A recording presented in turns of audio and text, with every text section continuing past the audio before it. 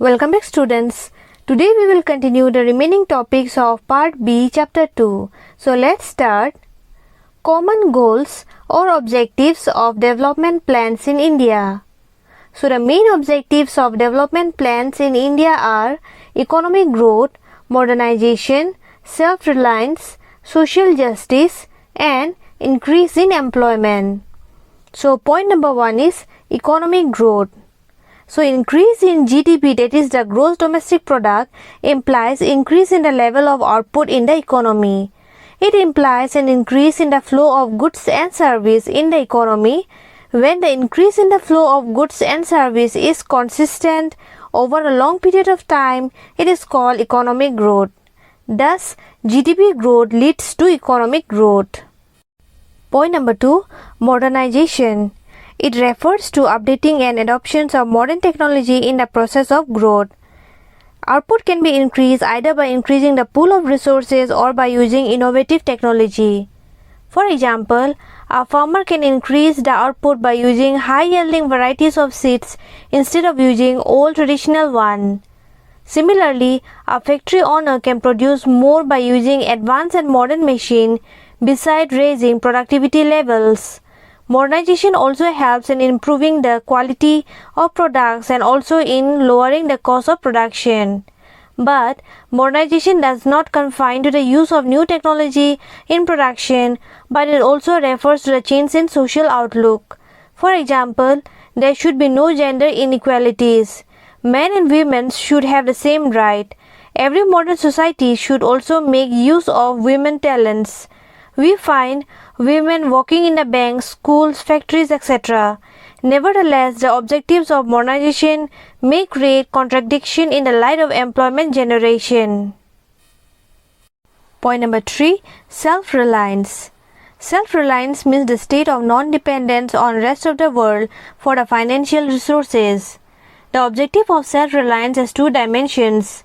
Import substitution of certain critical commodities so as to lessen the dependence on foreign countries for commodities that are of key importance for the economy. Promotions of export so that we can earn more to finance our rising bills of import. Point number 4, social justice. Economic growth would become meaningless if its benefits do not reach the masses. Therefore, establishment of socialistic pattern of society has been one of the objectives of our plans. Point number 5, increase in employment. Another major objective of our plans has been better utilization of manpower resources and increasing employment opportunity. It can be regarded as a precondition for the elimination of poverty. Measures have been taken to improve employment to millions of people during various 5-year plans. Next, achievement and failures of Indian plans. So the first one is major achievements. So a brief account of the major achievements of Indian plans are increase in national income, increase in rate of capital formation in the field of agriculture, in the field of industry and social sector development. So point number 1 is increase in national income. Although for most of the plans, India failed to achieve the targeted rate of growth, it was successful in breaking the deadlock of economic stagnation that it had experienced at the time of independence.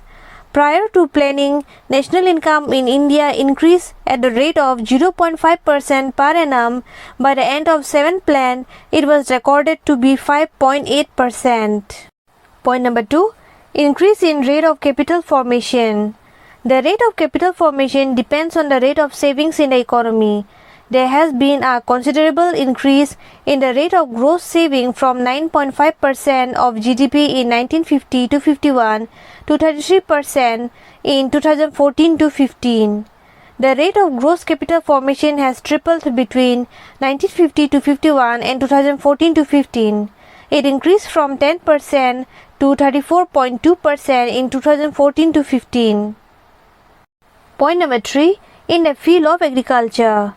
5-year plan contributed to the development of agriculture in two ways, through land reform and through improvement in technology. Land reform focused on the abolition of intermediaries between the state and the tiller of the soil, while technology focused on high-yielding variety seeds. Owing to this reform, there was revolutionary rise in agricultural output and productivity. Green revolution and self-sufficiency in food grain was the hallmark of this change. Point number 4. In the field of industry. 5-year plan gave a big push to the basic and capital good industry like iron and steel, machineries, fertilizers, etc. Also, consumer goods industry have substantially grown to achieve the level of self-sufficiency. Point number 5. Social sector development. Health and educational facilities were also boosted. It was owing to the expansion of health facility that there was a sufficient fall in the death rate and a significant rise in average life expectancy. Next, failures of Indian plans, and they are slow growth rate, increase in unemployment, rise in price level, self-reliance, fail to achieve goals of social justice. So point number 1 is slow growth rate.